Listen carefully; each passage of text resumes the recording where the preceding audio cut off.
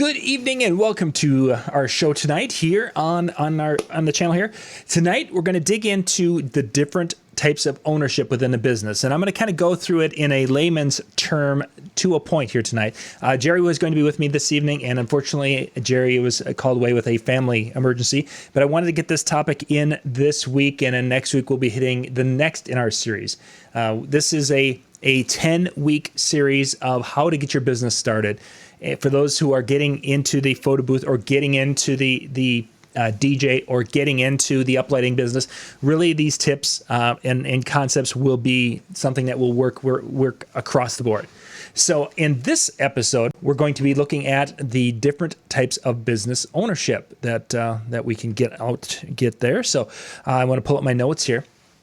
So we're going to be talking really about the main ones that most small business people get into, and I'm really kind of talking the mom and pop type businesses.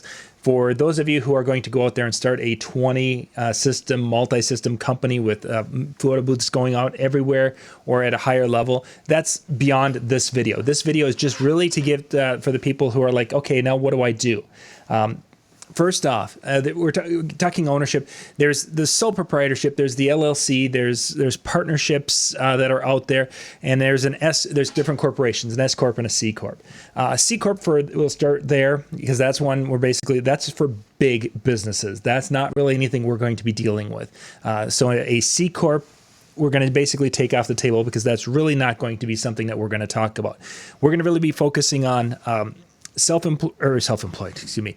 Going to be the sole proprietorship, which basically is you're working as a under your name type of thing, or an LLC, a limited liability corporation, or an S Corp are probably the three main ones that we're going to be using. A partnership is out there also. Many have done this where they have had a really good friend and they have formed a partnership to run the business. And yes, they can be successful, maybe. I can't tell you the number of partnerships that I've heard that have been successful over the long term. Most partnerships, as much as we would love to see them last and be a good thing, most partnerships at some point in time end up with a major problem. That could include two partners, and then one of the partner has a spouse that passes away, or something that happens there, or one of the partners passes away, and becomes this whole ownership struggle and issues. When you have partnerships, sometimes the partners don't see eye to eye, and one wants to go one way, one wants to go the other, and then it becomes, okay, now we have to buy the other out. Even partnerships within families have ruined families, basically. So that would be one I would really, really highly recommend staying away from. But I know in our local area here where we have a lot of agriculture, partnerships are something that are jumped into a lot when it comes to family taking over the farm. And 9 chances out of 10, it ends up ruining the family or causing such issue.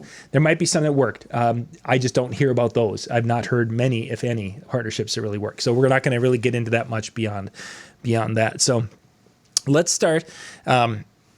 Why this is important to know and why it might be something to change in your business right now. Depending upon which one you have, if you came into this whole COVID situation, those who had a sole proprietorship in the initial round of the whole the payment or payroll protection program, if you were a sole proprietor, you really didn't qualify for anything there. There's also been, if you weren't paying yourself a payroll, or the business wasn't paying you a payroll, there was an unemployment available for you as so basically for a lot of people, the initial thing when we lost all of our events, we were like fretting because we couldn't do anything. Time has changed, and they've changed the rules to be able to get people who are sole proprietors, self-employed people in, and part of that. It used to be that the simple and easiest, of course, is the sole proprietor. It used to be that was the one that most people would start with or jump into right away because it's like, hey, I can go and I can have my elegant entertainment. John Young doing business as Elegant Entertainment, and if your company's Elegant Entertainment, I'm sorry, it's just an example. I'll go Pretty Wedding Entertainment. There we go. But they're doing a DBA, and it's a sole proprietorship where basically all the money comes in. I fill out a Schedule C, and it all goes through my 1040 tax forms, and I'm good to go. That's the way a lot of folks do. taking it a step up, you can then create a limited liability corporation or a S corp. Both of those are basically creating another entity, a legal entity that is the business. So it becomes almost like this person that you've created that now has this business, then can hire you and pay you a salary, which is what a lot of people have done or have had early on when they basically this hit. They were able to file their paperwork and get the different things immediately because they were getting a payroll from their business and they were able to collect unemployment as things went along. So that's one of the reasons why this might be something to think about maybe changing at this point in time in your business. And the best way to do this and decide what's the best for you is to talk to your accountant. The accountant, maybe if you have an attorney that you trust, talk to them and find out what is going to be the best as you go forward. Am I good where I'm at, or do I need to change? The advantages of these different ownerships. Let's jump back to sole proprietor. If I own it, it goes through things. The profits basically, all the profits and the losses can be written off with your taxes, so that you're going to be able to show the profits, or you're going to be able to show, and you're not having to have any additional taxes that could potentially come from those. There's not as much for regulations. You don't have to have board meetings and keeping notes and filing different papers and such as you do when you get into the LLC or the S corp. And of course, the C corp is a completely different thing. So it's simple, easier. You can do it with the states, and you're good to go. Probably now, the biggest disadvantage with it is that any debt that the business would incur or any legal action, you're definitely going to be the one behind it. Your business gets sued, your house or what have you are going to be on the line. Your butt's going to be on the line because basically the business is you. When you get into the different, the limited liability corporation and the S corp, those have a level of separation. So they could sue the business. They may end up owning the business when it's done, but there's this separation between the business and you. And for some people, that's an important thing. With this being said, if you're if you're a sole proprietor, it just becomes a tongue twister for me. If you're a sole proprietor and you do not have liability insurance, you are so risking your livelihood. You're risking everything. And I've talked to people who are like, I've got 2 photo booths, and I rent an apartment. My car is leased. I have like nothing to my name besides my clothes. Yeah, okay. So then you could go and probably function without liability insurance, except some venues require it. Overall, it's not a good idea. You should have the proper protections for your business to separate that, and you may need to make sure you're doing liability insurance. But this is a discussion I know will come up in the chat room here in a little bit.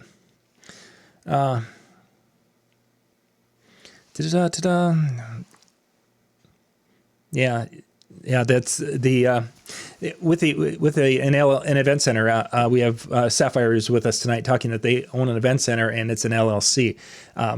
That's the proper way in that situation to have the business set up, because that is a separate entity. If something happens horribly and heaven forbid something horrific happens at the event center and somebody sues the event center, somebody slips and falls and whatever, and they can prove that it was because of negligence, person could have not only lost the event center, but they could have lost, personally been on the hook for, whatever, hundreds, thousands, millions of dollars. Because of it being an LLC, they may end up with the event center, but they are not going to be able to go back against the person behind the LLC. Again, we talked a little bit about partnerships. It is a form of ownership. It's not something I'd recommend. Unfortunately, some people will recommend that as a way to get into a business cheap. Yeah, just keep in mind, more relationships have been ruined with partnerships than I think that has. Again, I can't think of any partnership that's really worked well in that arena. One of the big differences between an S corp and a C corp is the S corp has some different tax advantages for those who are wanting to have some of the similar advantages of a sole proprietorship. There's some ways, and again, this is where your accountant's going to have to. There's ways in which some of the expenses for the business, the costs, or the the deductions of the business can be passed along to you, profits and that. And there's a little way that the accountants can deal with that. And the S Corp becomes a really neat way to handle that for most people who have set that up. LLC is a little easier to set up. It's a little less maintenance to set up, and it does its thing also. But some people have found that there's some additional tax advantages having an S Corp over an LLC. Again, this is something you want to talk to your accountant about. And Jerry would have gone into really talking about what the angle Jerry was going to hit tonight is which one is going to be the best when it comes to financing your business and be able to work with banks. Which ones do they want to see, and how does that relationship work? If I'm an LLC and I go in there, and there is that level of the LLC is a separate entity. So they could, in essence, they could collect on a loan. They basically could foreclose on a loan for the LLC. How does that, affect me as John Young, who is working that LLC? There's some things that Jerry was going to deal with, and I'm not going to get into those because I don't deal with that stuff, and that's something he does. But LLC, the profits and losses can be passed through. So you can basically, if you have multiple businesses and there are different LLCs, you can pass some of those losses back and forth between yourself and the businesses to make it so that your tax load isn't as great. So there is some advantages to that also. It's just really depends on what your accountant is going to really want to jump into. So this wasn't going to be a real long show tonight. My suggestion, if you're unsure of which one, any of them you can make work. It's just some are going to be more beneficial than other. If we'd have been talking about this just starting out last summer, the sole proprietor would have probably been the one I would have recommended the most. Now that we're at this point of where we are and seeing what happened with this COVID and seeing what happened with all the different funds that were set up and how those all work, now I would recommend you look at the LLC first, just because of ease of setting it up and the money moving back and forth, or an S Corp if you are going to get a little bit larger. Either one can do a nice job for you. Those are going to be something that probably in the long term, as we're trying to separate, different government programs and what's happening with businesses over the next 6 to 9 months, as some states are going to be dealing with this for a long time, those might be more attractive. And it's really to move from one to the other there's some paperwork. You've got to file some paperwork. You're going to have to do some things, probably get an attorney to write some things up for you. But I think in the long run, if you do it, get the people involved and you do it right, you're going to have a much better situation. The personal DJ business, if it's going to be like in my case, if it's like John Young Weddings and I'm the only one, you could keep that certainly separate ownership wise. And there might be some advantages to having a overall entertainment company that handles everything. And then I have my DJ thing that is separate. There's ways of doing rent. Again, here's where the accountant comes back to this. Is the way, and Sapphire, I'm sure you've dealt with this, is that you can rent some things to you, and there's tax advantages to be able to do that. We hear, some of our politicians who own property, and they're renting some of that property to one of their businesses, and are able to do things back and forth, and it's a way to kind of move money through the system, so they're not having to be taxed for that money. Those are accountant level questions. They are out there, and they do exist. That's really why just settling and saying, you know what, the cheapest is a sole proprietorship. It's probably worth the $100 to go and talk to an accountant, spend that money and interview them and ask them, what do you think I should do? What's going to be the best for me down the road? Don't just do the cheapest one because it's the easiest one. Find out what's going to be the best. And your accountant may come back and say, hey, sole proprietor is the way to go. You're going to be able to get what you need out of it, and you're going to do your thing, and everything's going to be great. Or they're going to say, wow, you've got a lot of potential liability here, or you're going to have money that needs to be passed back and forth, or you're going to make so much money that you need to be able to set it up this way so that you can rent yourself the building, or rent yourself this, rent yourself that, and be able to make it so that everything works back and forth. So next week when Jerry will be back, hopefully, again, he had a family emergency that just popped up here in the last about 15, 20 minutes. We'll dig into this out a little bit. Next week's topic is getting the legal papers filed out. But I wanted to talk about not only the legal papers with the government, but we're going to talk about that paperwork, the ownership, the business paperwork when it comes to working with the bank. And we'll put those into one show for next week. So it'll be a very simple topic for the night for everybody. It's not going to be too in depth, but it should give you some really good information for what is going to be going on. So I want to thank you guys for being with. Again, a short show.